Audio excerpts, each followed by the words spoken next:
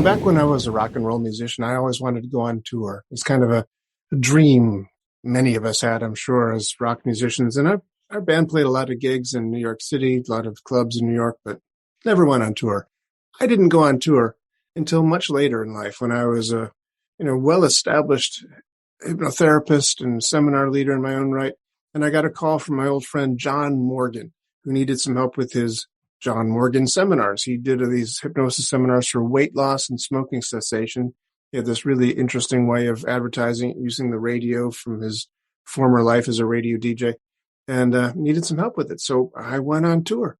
I went from city to city to city. I can honestly say I have, over the 7 years I worked for his company, hypnotized tens of thousands of people. It was an amazing experience, and one I'm eternally grateful for. And I have as my guest today on this program, John Morgan. John Morgan is my guest in the Essential Coaching Skills podcast. He's an amazing guy with amazing stories and great insights and ideas. And gosh, what the heck are we waiting for? Let's go talk to him. You are listening to the Essential Coaching Skills podcast, a show devoted to uncovering the systems and the secrets that set the best apart, where you learn how to take your coaching clients to the next level, while you grow the coaching practice of your dreams. So sit back and relax, or sit up and get excited. Either way, you might want to pay attention. This could be important. Welcome, John Morgan. It's so nice to see your face again, my friend. How are you? It's always good to see Dougie, and I'm fine, and you look terrific, as usual. Don't call me Dougie. There's people listening. Well, I would call you what I normally call you, sweetheart. But well, okay then. I'll go with Dougie then. But yeah, it's John Morgan. We've known each other a long time. Yeah, it's over 30 years, 30-some. Over 30 years. Yeah, I think we met in 88, if I'm not mistaken. 1988 at a Dave Dobson. It might have been 87, but probably 88. Yeah, I think your memory is probably better than mine. But yeah, Dave Dobson workshop out in Friday Harbor, Washington. Yes, it was. It was. I remember Doug because he had his parachute pants at that time. You always say that. I don't think I owned any parachute pants, but maybe they looked that way. You were staying at hostels, and I was staying in a hostel. That's true. I was still rock and rolling, man. All I remember was there's something special about this kid. Thank you. Were you there when I played piano at the bar? I was. And people sang and stood Yeah, around? we did blues songs. Yeah, I taught you how to play the blues. That's right. Yeah, well, you didn't teach me. I can't play the skin flute, but I mean, I was enjoying the heck out of you.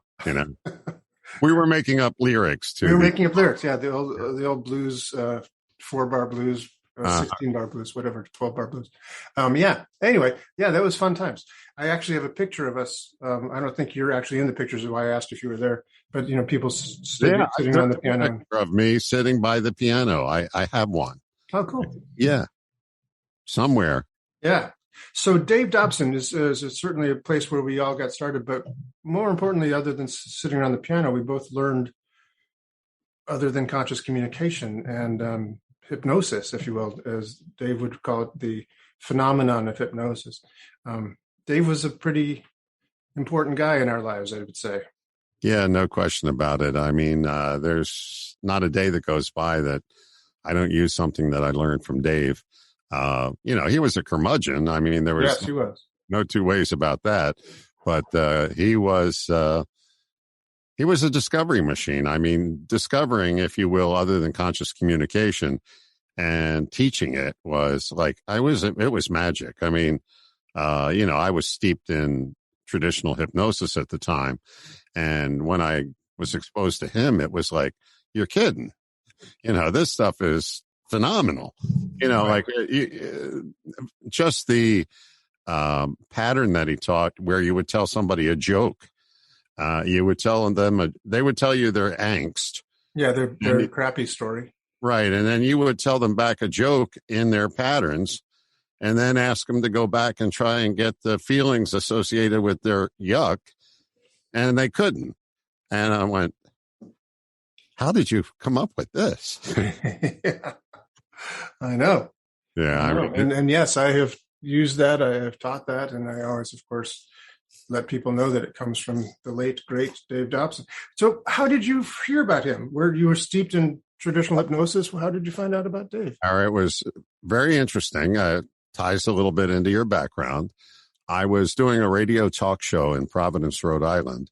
Okay, let me just stop you there. So for people who don't know, and I think that's most people listening, you had a long history in radio. You started off as a rock DJ, didn't you, back in the 60s? Yeah, I was a disc jockey, a talk show host, a manager, program director, all of that kind of stuff. Wow. Morgan in the morning.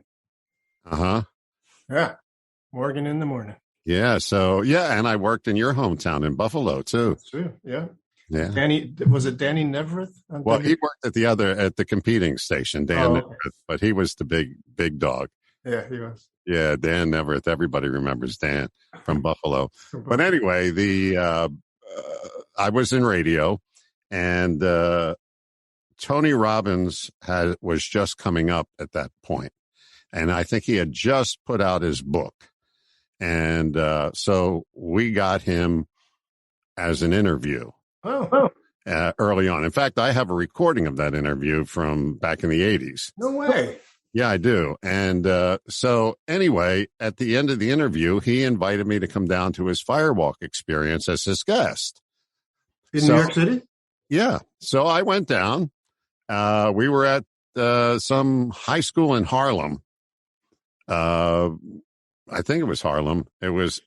I believe it was the Upper West Side, but that's okay. Okay, Upper West Side. Because I was kind of running the show back then. Well, I remember, aside from the evening, and there's Olatunji's out in the park in the schoolyard playing the drums. That was terribly cold that day, too. There was like, let me on the fire. My feet are freezing. Right, exactly. So I went there, and then he said, stay for the weekend. And we had a common person that we knew, and that was Harvey Diamond, who wrote the book Fit for Life. So we had that conversation. And then somewhere during the course of that weekend, he's talking about this guy named Dave Dobson, who's the world's best hypnotist. And I said, well, God, I got to know this guy, right? So as it turned out, after the seminar was over, the weekend was over, I went back home. Maybe a week or so later, I got a card in the mail that said Eric Oliver, who is Dave's second, Dave Dobson's second, was going to teach other than conscious communication in New York City at the home of the guy who was the psychologist at Bellevue. I can't remember the guy's name, but his wife was hosting it. Anyway, it was at their home. There were about 7 or 8 of us, and I went and sat with Eric and learned a little bit about Dave. And he said, well, maybe you ought to consider coming to one of Dave's workshops or fun shops. Fun shops, yeah. Yeah. And I said, okay, that sounds good. I said, when are they? He said, well, there's one in September. And this was summertime. There's one in September and one the following May. And I said, well, where are they? He says, oh, in the San Juan Islands. I said, oh, perfect. I said, September. I said, I'm going on a cruise. I'm going to SanAn, and that's one of the ports of call. I'll just stop in and say hi, He said, no. Wrong San Juan. These are the San Juan Islands up in the, off the coast of Washington. I went, oh. So I went the following fall, the May or fun show. Spring, yeah. Yeah, so that's how I got introduced to Dave. It was through Tony Robbins, and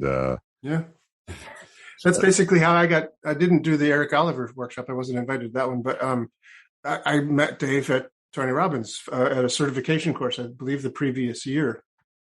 And my experience with Dave was similarly like, what? This guy is amazing. Because, Tony Robbins was like this young, pounding on his chest, everything, live with passion, full scale of 0 to 10, you got to go to 11 kind of energy thing. And Dave comes out on stage. He kind of strolls casually out on stage. I could swear he was smoking a cigarette at the time, but I don't think he was. That's just my memory of it. And just like this, like Santa Claus looking guy, kind of fat and white beard, and his hand on his hip, kind of thing, and just I could swear he had a cigarette. But he started telling these stories in a kind of slow pace where there would be these pauses and this weird laughter that he'd have and these crazy jokes he'd tell.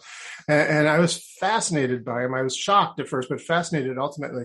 And then, I was also shocked at the 300 or so other people in the room who were all falling asleep to this guy. And I'm going like, what the heck is wrong with you people? These guys great. And I realized finally that he was kind of telling trance stories and hypnosis stories, and people were not falling asleep, but they were going into trance. And I was thinking, okay, I need to learn this stuff. How does he do that? Right. Do that. Yeah.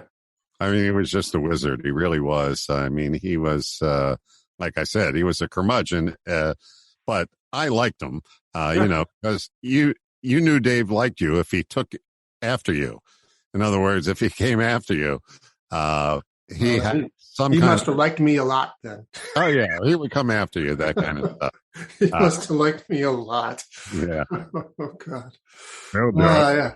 So let's move on from there, because after we met, Dave, when did you start creating the John Morgan seminars? When did you start going out, leaving radio and going out into? I did those in 1983, so it was. Oh my God. In advance of that, I was doing them locally in New England. I was working for a gentleman named Barry Beater, and he had associations with all the different hospitals and health stops. So we would do the Stop Smoking at the Dana-Farber Cancer Institute and, places like that. And basically, I learned the seminar business from him. What happened was I was on vacation in New Jersey somewhere in the early 80s. And I'm watching TV, and I'm seeing this guy named James Hoke. And he's doing hypnosis for childbirth or, on a local TV station out of Philadelphia. And I was fascinated by it. So I called the radio or the TV station after the interview, and I said, who is this guy? They gave me his number. I called him out in Michigan, and I said, I'm fascinated by what you were doing there. I do a little bit of this on my own. What would you recommend? And he said, my ex-business partner just moved back to Massachusetts. He's always looking for good people. So I found his ex-business partner. I went to him and he said, why don't you come to a couple of my seminars and see what I do? I did. And about the second seminar, I said, I can do that. He goes, well, I'm sure you're convinced. He said, but I'm not sure that I am. And then I just followed him around like a puppy dog. And eventually one night he invited me up to do one of the, inductions, as we call them, transitioning from conscious to, other than conscious, if you will. And he said, yeah, you really can do this. I said, yeah. So that is where it all began. And from there, I did his seminars throughout New England. And then somewhere along the way, I went out and did them on my own. Cool. So I don't know what year it was, 2000 something. I don't know. Us getting together? Yes, when you called me and said. That was 2004. Okay. Actually, you went to work in 2005, but we met in New York City, 2004. We had just procured the 5 biggest radio stations in America to run our commercials. And so we were doing seminars, 3 in Manhattan, a couple in Connecticut, a few in New Jersey, a couple out on Long Island. And, that's when you came, if I'm not mistaken, to the ones in Manhattan. At the one with the revolving restaurant at the top. Marriott. Yeah, that's it. So that was 1985. We did this. Oh, you started doing them in 85, but this was No. I'm saying the ones that we did in New York were 85. 2005. Oh, did I say 85? Yeah, it's tough getting old. Yeah, 2005. Yeah, and just so our radio listeners who may not know, what we're talking about is John Morgan seminars became somewhere along the line 2 seminars that you would do a 6 to 8 o'clock seminar for smoking cessation, and then those folks would leave the seminar room, and you'd get a whole nother crowd in there for a 8 to 10 o'clock seminar for weight loss. Yeah, I mean that was we really needed additional help because we had a lot of seminars, and obviously you being associated with the business, there are not a lot of great people out there. And we were looking for, somebody to hand this off to. We didn't just want to hand it off to some jamoke, somebody that knew what they were doing. And that's your name immediately popped into my mind. I said to my partner, I said, this kid's great. I said, I wait till you meet him, man. Oh, he fell in love with you. So. Well, you kept looking for my parachute pants. So I thought, I don't know if he remembers me that clearly, actually. But it was really great. And it was a great gig for a long time. I really enjoyed that thing. The thing is, I mean, it's, as you know, not only is it being skilled, I mean, obviously you're skilled, but people like you, I mean, they really do. I mean, it was evident, like when I was talking to my business partner, whom John Leslie, he said, people really like this guy. I said, yes, they do.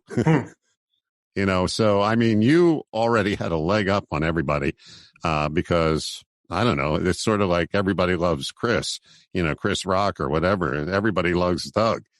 And, the fact that you took that and laid your skills on top of it was, that was magic. Well, thank you. Thank you very much. It was a privilege and an honor to work with the organization. And what I was really impressed by, and I'll tell you this, the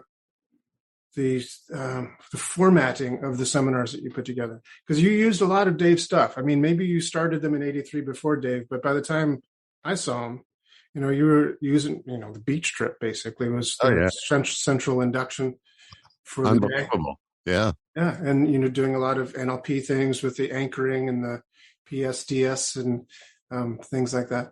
I remember very well. And so, it was amazing to watch you up there and, have a volunteer from the audience and step on one side of her and get a response of one kind and then anchor that response and then step over to the other side to have a spatial anchor for the other response. And I have on my YouTube channel, I have that. I do. I have that whole scenario where I did this one woman in the smoking cessation.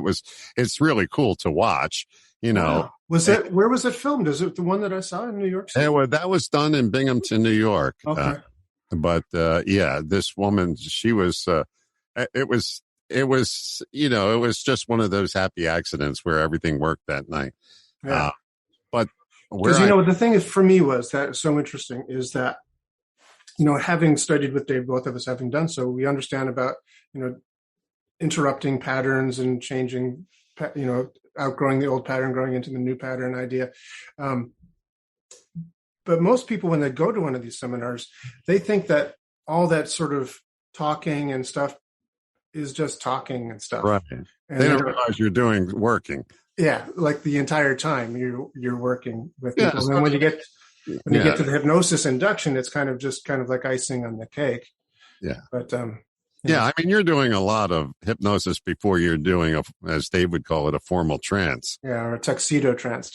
Right, exactly. But that particular anchoring thing happened to me. That's why I took it. When I took NLP training in Philadelphia back in the mid 80s before, I think either before or after Tony, I can't remember.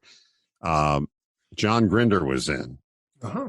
And there was a guy, David somebody, British with an ascot, a big NLP guy. Covers a lot of territory. I don't know all those right, exactly. ascots.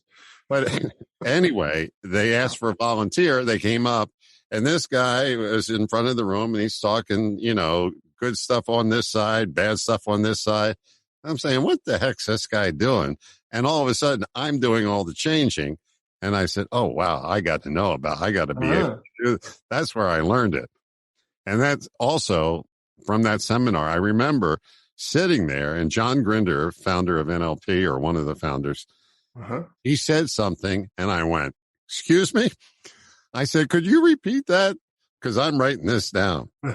And he said something that has stuck with me since. And he said, if you always do what you always did, you'll always get what you always got. And I went, oh, man.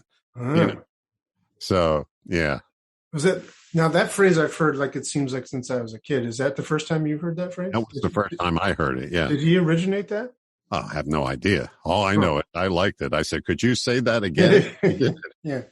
Grinder's the only guy in the NLP, universe that I've never met. I've listened to a lot of his tapes and shit and stuff. Yeah. Yeah, right. Sorry. I'll edit that post. Yeah. Exactly. Yeah, sure I will. But yeah, I never met the guy. So that's neat that you. He was very interesting. There's a dichotomy. I mean, when you look at Bandler and Grinder, from what I saw of Bandler, that's where Tony got most of his showmanship. Mm-hmm. And Grinder was more of the straight ahead. How would I explain that? He was just a little more mellow. Mm-hmm. In other words, he wasn't as dynamic as Bandler or Tony. Right, that's for sure. I mean, like I said, I've seen a lot of videos of him and tapes. It's funny, though, because Tony always used to talk more about being a student of Grinder's. He would cite Grinder all the time. He seemed to, have taken on a lot of Bandler's showmanship, if you will, his seminar savvy or something. But he would cite Grinder, so it's interesting. Well, the thing is with Tony, I mean, to me, the beauty of Tony Robbins is not so much of all that he knows and all that he is. Obviously he's a mega success, but the thing is, he took something and made it marketable. In other words, he took something that was esoteric, if you will, and he basically took what he needed out of it to be able to market it. And, he just did a magnificent job of that, taking the pieces that would work for the public. I mean, he knew what people would buy into. Mm-hmm. He was very good like that. Yeah, for sure. For example, it's like like I said, you're really in touch with this community more so than me, but, there are people out there that can talk it. I mean, they can talk it forever, and you'll listen to them and they'll give you this and that and the other thing. And I mean, you'll go, oh, wow, I never knew that, but they can't do it. They can't do it. That was the thing that attracted me to you. I said, not only can this guy talk it, I said, he can do it. I said, he does it. And that's a rarity, because there are a lot of people out there that are just going to, blind you with their credentials of, what they know and how this works. And they'll explain it down deep into the weeds. But when it comes to putting it together and making it work, not so much. Yeah. No, thank you again. Thank you very much. I appreciate the compliments. And I will say, I have made that a high value in my life, is to be able to, walk the talk, if you will. Yeah. And it just reminds me, Dave Dobson once told a story about Richard Bandler that maybe you were there, maybe you remember the story, that he had told some stories in a seminar. Dave often was there and would tell stories in seminars, and Richard was listening to him tell these stories. And Dave would be telling stories about working in a hospital, working in a burn unit, and doing stories like that. And then he would attend a Richard Bandler seminar, and Richard would tell the same stories as if he had done them.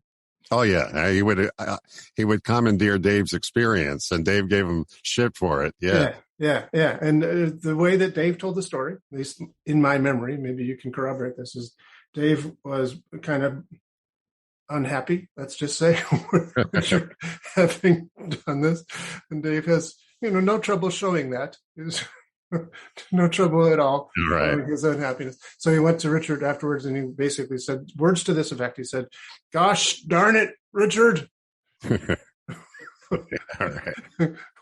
Words to that effect. If you want some experience, go get some. Right. Do you remember that story? I do. I remember it like it was yesterday. Yeah. So in 1994, I volunteered for this. It's called the Department of Complementary Medicine at Columbia Presbyterian Hospital, and I was working for pre-surgical hypnosis for heart patients who were going in for heart surgery, whether it was bypass or heart transplant surgery, with this young guy named Dr. Oz. Oh, yeah, I remember. At the time, he was a very well-known in the circles. He was a great heart surgeon. He hadn't written any books or gotten on any TV shows yet, but he was running for office. Yeah, right. He's running for office. But nevertheless, it was a great experience for me because obviously, it's not can you talk the talk; it's can you do the talk? Yeah. Right. So in those situations, you want to make sure you can actually do it. Well, and it's funny because the guy I worked for in Massachusetts, he used to do in addition to his therapeutic seminars, once in a while, he would get a call to come in and do some stage hypnosis, right? And I had never done that. The audience at home probably can't see those air quotes when you said exactly. Yeah. Stage hypnosis. Yeah, they can hear it, though. I mean, I think I communicated. But anyway, I went to one of his shows and, being young and brash and everything, I said, I can do that. He says, okay. So he hired me. He hired me to go to his cousin's synagogue to do this stage show, and it was just fabulous. It was just a lot of fun. But I remember what Dave said. It's sort of like he called stage hypnosis something like using a nuclear bomb to set off a cherry bomb or something. Why do you need that? And yeah, it became passé rather quickly for me. But, during the course of the seminars, every now and then I would do some of that as a convincer strategy. If people leaving the seminar, did something really happen here? They were wondering. Well, I get somebody on the way out and I tap them on the forehead and go sleep and they go like a rag doll, and, because who those folks are. I mean, stage hypnosis is basically paying attention to who's paying attention to you. You look out there and you tilt your head to one side. You see if anybody else is tilting their head. That's the person you invite up on stage. And usually the person, as memory serves, the person who was afraid of you was the guy who, by God, bet you can't hypnotize me. I knew he was afraid of me, and that would be the guy that you would, bounce off walls that weren't there and, all that kind of stuff. That was a fun little thing to learn, but it's, it's part of the picture and certainly not the whole thing. All right. So John Morgan, you now have a podcast I want to talk to you about in a few minutes. But before I do that, this podcast is called the Essential Coaching Skills Podcast, as I suspect you are aware. And not surprisingly, we talk about essential coaching skills here at the Essential Coaching Skills Podcast. And one of the questions I like to ask people such as yourself, the guests who come on here, is what do you consider to be an essential coaching skill? Like if somebody wants to, be better as a coach or get started as a coach, what's like a must-have skill that they need to have in order to be an effective coach? Let me give that a little thought. I think the biggest thing that comes to mind is sensory acuity. Tell us more about that. What does sensory acuity mean? That means paying attention to what the person's not only saying, but what they're showing you, going back to other than conscious. Are they really giving you a line of crap or if you calibrate them for yes and no, like we know how to do, you can find out a little bit about that. But the congruity of the person is very important to me. And, so an essential coaching skill is being able to, it's hard to put into words. It's sort of like, I own this skill, and I think I got it from my mother, who was a waitress since the time she was 14. Mm-hmm. It's kind of like a double-edged sword. When I meet somebody, I know within seconds what their problem is. I don't know how I know. I just know. Now, how to address that problem is a whole different skill set, that takes a lot. But so to answer your question, an essential coaching skill for me would be knowing what their problem is right off the bat. I mean, I just, I guess you could get to that same thing by asking a few, questions that you would ask, somebody like yourself. Somebody like me who doesn't have that extrasensory perception. I think everybody has it. Yeah. Do you? I think. So let's talk about it. So, there's a lot of things in what you've just said for the past 30 seconds that I want to unpack. Like, for instance, sensory acuity, congruency, how the other than conscious yes and the other than conscious no. Lots of stuff we could spend like hours talking about right now. But since we're talking about knowing their problem, within seconds, what do you mean by that? How specifically do you know their problem, and what do you mean by problem? Well, I don't know. Maybe the problem is the wrong word. Their issue, their what they need help with. Like, give me an example. All right. So, for example, I can spot somebody that's angry at 1,000 paces. Okay. All right. They may be smiling. I say that's an angry person. All right. It just, I don't know. It just hits me. I get a feeling, I get a sense like that is one angry person. And people say, well, he's a good guy. He's a joke teller. He's this. That's no. That guy is very, very angry. Okay. And, so let me just stop you there. So you can, other than consciously, pick up nonverbal cues from people that shows you how I did it. I don't know. All I know is, but like I said, that's an interesting skill to have. But what else does it encounter? I mean, like you can pick up an emotion, you're in an emotional state.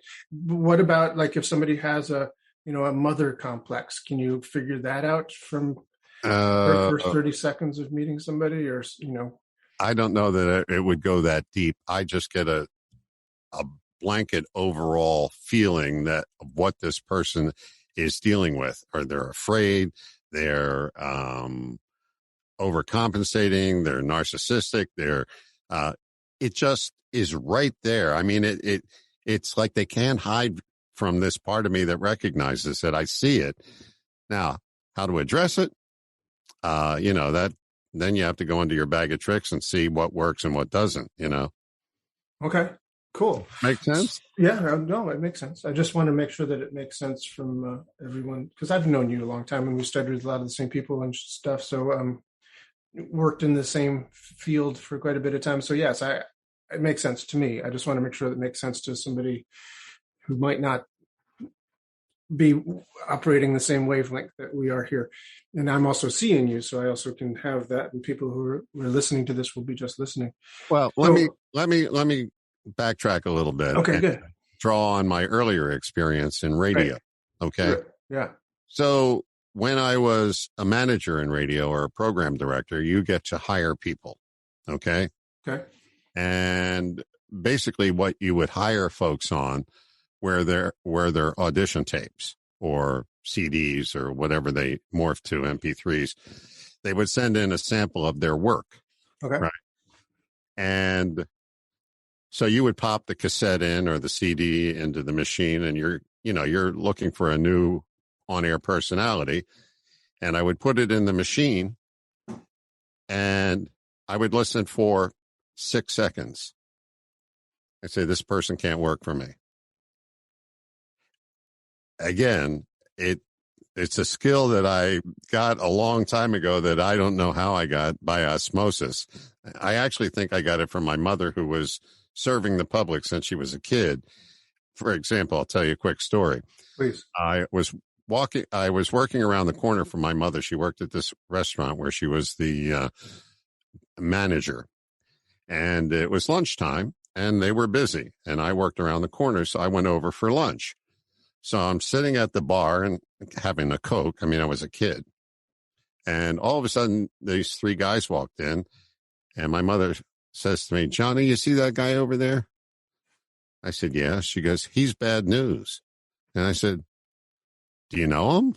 She goes, "No, I never saw him before." She said, "But he's bad news." I said, "How do you know that?" She said, "I don't know." She said, "But that guy's bad news." 3 weeks later, this guy was arrested for arson. Huh. That, I don't know how that happens, but she had that gift, and I get it too. Okay. Do you think it is a extrasensory perception sort of gift? No, I think everybody, like, it's like ESP. I think everybody's got a little bit of that. I mean, we're in tune with, other people. I mean, it's the same animating force that's animating you, that's animating me, that's making the grass green in India and China. I mean, there's some kind of commonality in there. Okay. So, it's interesting that many years ago, gosh, it's weird being old. Like, yeah, it was yesterday. I think it was 40 years ago.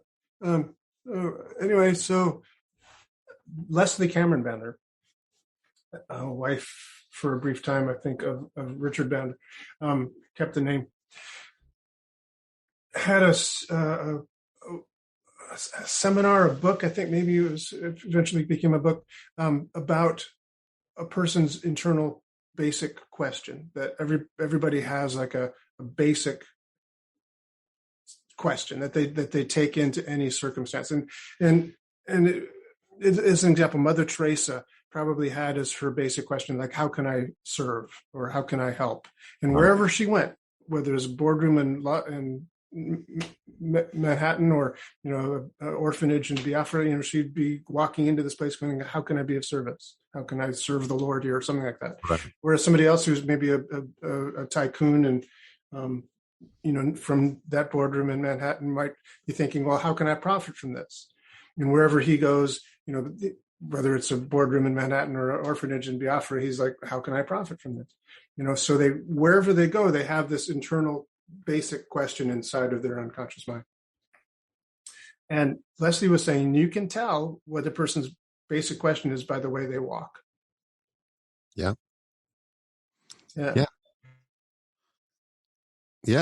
No question about that. I mean, there's something about patterns that, and then you get into your personality typing systems, whether it's Myers-Briggs or the Enneagram or something like that, where you can see these commonalities in people. And, it's sort of like Dave said that NLP helped him come up with a language to describe what it was that he was doing. Right. Whereas, when I look at, and I'm not a student of the Enneagram or anything like that. I mean, I've seen it, but that gives me a framework as to why I feel this way about somebody. Mm-hmm. These people, or in Leslie Cameron Bandler's case, the basic question or whatever.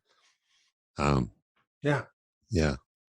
She also, at least, I don't know if she said it or a friend of mine who took the seminar from her and learned how to do it from her. It's a whole long series of questions that you ask in order to finally get down to that basic question. He said there are a few people that don't have a basic question. They have a statement. And so when that, person walks in, it's a statement like, I'm here. Or something like that. All right. So I'll tell you a quick story. We all know the name Harvey Weinstein. Mm-hmm. Okay. And you should know him because where you grew up, that's where he was from. Harvey and Corky. Yes. Right. Very few people know. They were concert promoters in Buffalo in the 70s. That's correct. And I worked in Buffalo in the 70s, and he would come into the station, and the guy that worked there, my compadre, Don Burns, did his commercials. Had the big, wow. you know, I remember those, no, no, you know, he would do all their commercials. So it was maybe, I don't know, 10 years ago or so. I had occasion to be at Harvey Weinstein's house. And I won't go into why I was there. Oh, come on. No. It wasn't for Harvey. All right. So I was at Harvey Weinstein's house, and so I got to meet him, and I said, Harvey, I said, you have no reason to remember. I said, but we've already met. He goes, we have? And I said, yeah. I said, back in Buffalo. Oh, he goes, oh, yeah. He said, Don Burns. Oh, yeah. He used to do my commercials. So, we had that little thing. He went off on his merry way, and I did my work with whomever. And so he came back in after my session, and he started talking about, he knew I was into weight loss. And he says, yeah, my mother never cooked, and we didn't eat pizza, and we never had vegetables, and I hate vegetables and this and that. And, I got the agita and blah, blah, blah. And I said, Harvey, I said, you've certainly have enough people at your disposal to address that, some from a nutritionist standpoint. I said, the biggest thing with you, I said, is that anger that you have. And he turned to the other person. He goes, what'd you tell him? She said, we didn't even talk about you. Right. It was transparent to me that this guy was a bundle of anger. I mean, I didn't know he was a sexual predator, but there was something there that, it was just, and that's when I told him, I said, what you have to get a handle on is that you're just angry. You're not angry because of that son of a bitch. You're angry. You have the feeling of anger within you. I said, notice that feeling of anger. I said, when you notice it and you actually fully feel it, then you can morph it, out of your body. I said, but to ascribe it to somebody else, that just keeps it in place. They're the reason that I'm angry, and, that kind of stuff. So that's a application of this little skill that I got by osmosis. Wow, that's great. That's great. Because a lot of times that's true for people, that they learn things at their knee of the mother or the father or the grandmother or the grandfather. Somewhere along the line, you absorb these skills, information, whatever, ways of thinking, ways of looking, and sometimes they're great, like this, and you can apply it, and you can find a way of applying it. Sometimes they're not so great. And you can find ways of applying it and finding ways of making it be useful. Because anger is a great emotion. There's no such thing as a negative emotion. It's how do you apply it? How do you utilize it? How it's like fire burns down whole neighborhoods in Colorado, and it's horrible, horrible thing. And it's also what's keeping my house warm right now when it's 10 degrees outside. Right, exactly. So you have to be able to marshal those forces for good, or for a good purpose. So, John Morgan, I realize we're running short on time here, and I feel like I've just started mining the depths of your experience and wisdom. Could you tell us a little bit about your podcast that has recently? Well, yeah, I mean, different from yours, where you interview people. Maybe eventually I will do that, but to date, all I've done is about 15 years ago, I start writing a blog and a weekly essay I did called Grasshopper Notes. And if anybody wants to see them, they can go to my website, grasshoppernotes.com. And, what happened was I was keeping a journal when I was out doing seminars, and we were on the road as often as we were.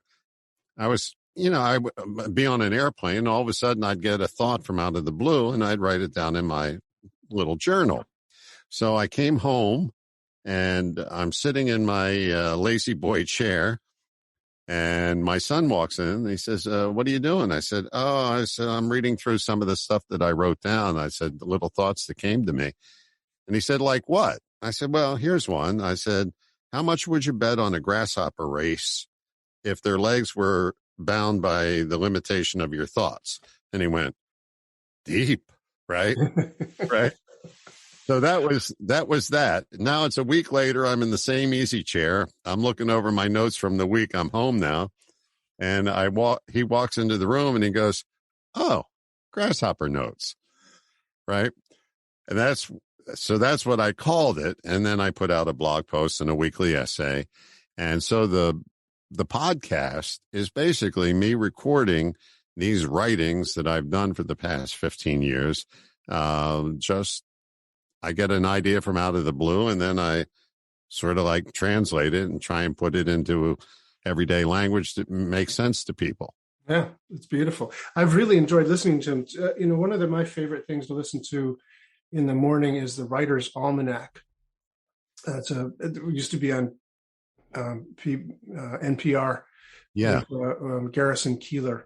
Oh, sure. And you can still get it. I mean, he still does them. They're not on NPR anymore, but they're still out there. So you can go to writersalmanac.com or whatever. But he reads a poem on there. And his way of delivery and the poems and the chooses and stuff it's a great way to start the day. And similarly, the wonderful, beautiful radio voice that you have, the tonality that you use and the wisdom that come through these relatively short. I mean, your average podcast is what, 10 minutes maybe? Oh, no. In my case, it's 2.5 minutes. Oh, okay. Like back to earlier in our conversation, I don't listen to a lot of podcasts, but people do. And one of the things that I heard somebody say was, if they were shorter, I would probably listen to them. And so I've come up with this phrase, mini podcast.